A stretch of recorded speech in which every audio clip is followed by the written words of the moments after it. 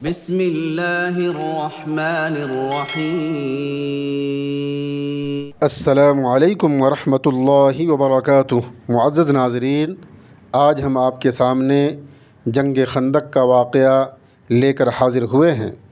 جنگ خندق، جسے غزوہ احزاب بھی کہا جاتا ہے، اسلام کی اہم ترین جنگوں میں سے ایک ہے۔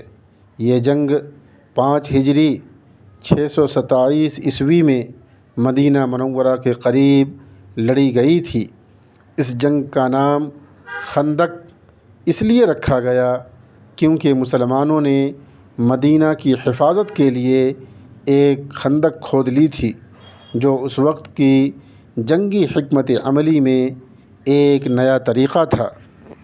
قریش مکہ اور ان کے اتحادی قبائل نے مدینہ پر حملہ کرنے کا منصوبہ بنایا تاکہ اسلام کو ختم کیا جا سکے اور مسلمانوں کو مکہ سے واپس لے جایا جائے یا انہیں ختم کر دیا جائے۔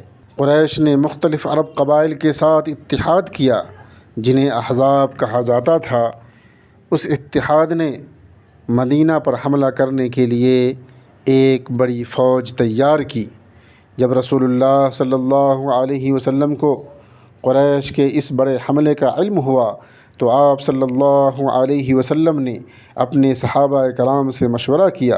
حضرت سلمان فارسی رضی اللہ عنہ نے مشورہ دیا کہ مدینہ کے دفاع کے لیے ایک خندق کھودی جائے، کیونکہ مدینہ کی کچھ جانب پہاڑوں اور مکانات کی حفاظت موجود تھی، لیکن ایک جانب کھلا میدان تھا جہاں سے دشمن آسانی سے حملہ کر سکتا تھا۔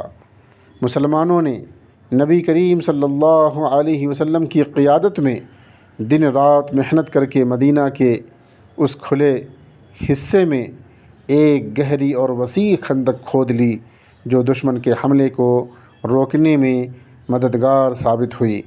خندق کی حکمت عملی اس زمانے میں عرب میں غیر معروف تھی، جس کی وجہ سے قریش اور ان کے اتحادی حیران رہ گئے۔ قریش اور ان کے اتحادیوں کی فوج جب مدینہ کے قریب پہنچی تو خندق کی وجہ سے وہ مدینہ میں داخل نہ ہو سکے۔ دشمن کی فوج کئی دنوں تک مدینہ کے باہر خندق کے پار خیمہ زن رہی، لیکن وہ خندق کو عبور کرنے میں ناکام رہے۔ کچھ چھوٹے جھڑپیں ہوئیں، لیکن کوئی بڑا حملہ ممکن نہ ہو سکا۔ اسی دوران اللہ تعالیٰ نے مسلمانوں کی مدد فرمائی۔ طوفانی ہوائیں اور سردی نے دشمن فوج کو مشکلات میں ڈال دیا۔ ان کے خیمے اکھڑ گئے اور ان کے دلوں میں خوف پیدا ہو گیا۔ آخرکار وہ ناکامی کا شکار ہو کر واپس لوٹنے پر مجبور ہو گئے۔ جنگ خندق مسلمانوں کے لیے ایک بڑی فتح ثابت ہوئی۔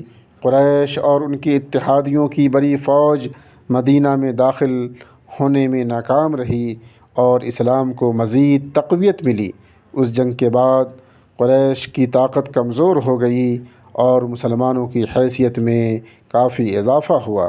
یہ جنگ مسلمانوں کی حکمت، صبر اور اللہ پر بھروسے کی بہترین مثال ہے، جس میں اللہ کی مدد اور نصرت کا واضح مشاہدہ نظر آتا ہے۔